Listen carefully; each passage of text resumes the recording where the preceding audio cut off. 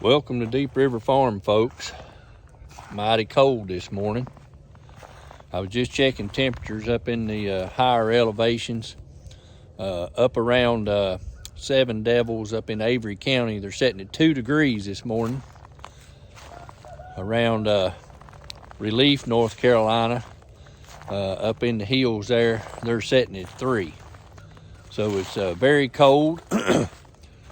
We got snow last night, as you can see, and I was just looking on the weather, and it's still snowing at Holden Beach and Southport area as we speak here early this morning on Tuesday morning. I had come up to take care of my chickens and everything, and thought I would let you know some things that was going on. The Midway Church has purchased a bunch of propane tanks that will be going up Saturday morning, weather permitting. This is the third weekend in a row we've tried to send stuff up, but all past 2 weekends we've had snow and ice, and those church buses, they don't go too good in snow and ice. They're top heavy, and they're just not a good fit for the weather. So we're gonna make another attempt Saturday morning to go up to deliver some goods and stuff that's come in, along with some spare propane cylinders, the big 20-pound tanks, and all that type stuff. Wanted to let you know too that if you live in the vicinity of the Prince Propane Company, they're in I think it might be Landrum, South Carolina. They're the ones that are providing us with a propane at cost. And if you're a local down there, this is a good Christian business. And I just wanted to mention them and tell them we sure do appreciate what they're doing for Operation Mountain Relief. Bud took I think he said, and I might be wrong, but I think he told me they just filled up 170 bottles, 20-pound tanks of propane in the last 4 days. And that's a tremendous amount of propane. And while he was there, we need for you folks to say a prayer. Something has happened to the propane supply, and they're going to start allocating the amount of propane these retailers are able to obtain. With temperatures this cold, folks, if they get allocated and only allowed so much, and we try to get tanks filled down there and there's none to be had, this is going to be devastating to the folks up in the mountains that are relying on our propane supply to keep them warm. This is not good. So I just wanted to let you know about this issue that's coming up. I don't know why I don't know if it's a supply problem or what it is, but this could be a big issue.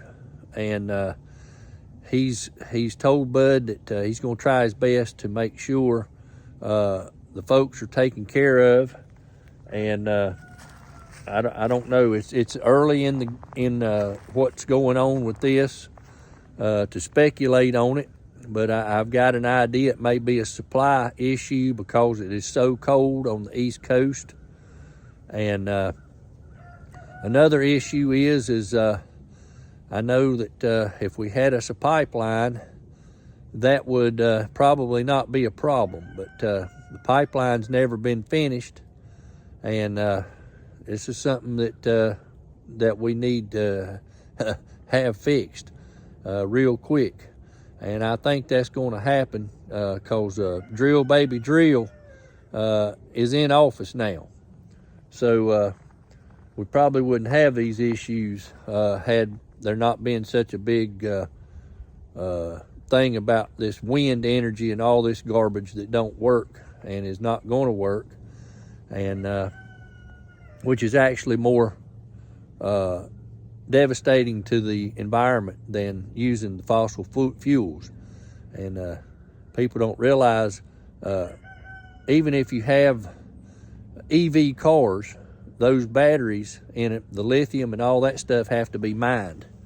And that stuff's more devastating to the environment than anything. And then you still got to have the fossil fuels, because all of your parts, all the plastic, the fenders, the tires, everything is made from petroleum.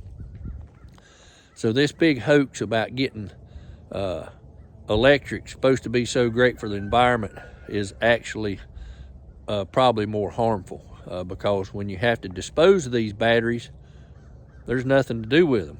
And if you've seen any of the footage from overseas where they have all these cars just piled up in I call it a boneyard, where they can't do anything with all these batteries, you would see.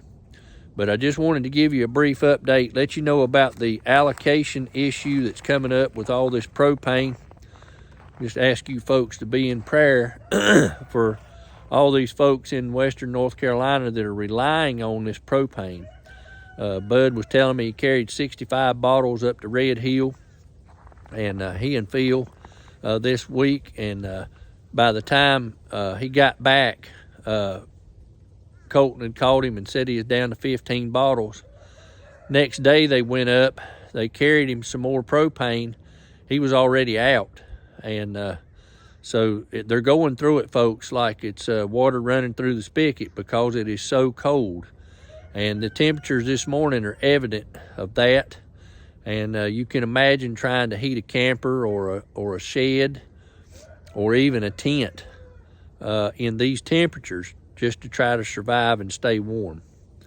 So be in prayer for these folks up in the mountains. And it's extremely cold this morning.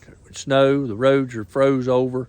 It'd be very difficult to even get up into the upper elevations this morning. Not sure if if the snow reached those areas. It kind of stayed south. I know it was snowing a little bit in Hendersonville yesterday and everything, but the storm mainly stayed south of the mountains, and I don't know if the tail end of it caught them or not, but the cold temperatures did not bypass them, I can tell you that. So, but I'm out here going to get some water and stuff for my chickens. Everything's froze up, the drinkers and all, and we got to keep our livestock going. Got to stay prepared for anything that might take place. I appreciate you joining me this morning on Deep River Farm. I hope everyone has a blessed day. We've got some more announcements coming here shortly, as soon as we get all the information on it, and I'll keep you folks updated. Thanks a lot for joining, and have a blessed day.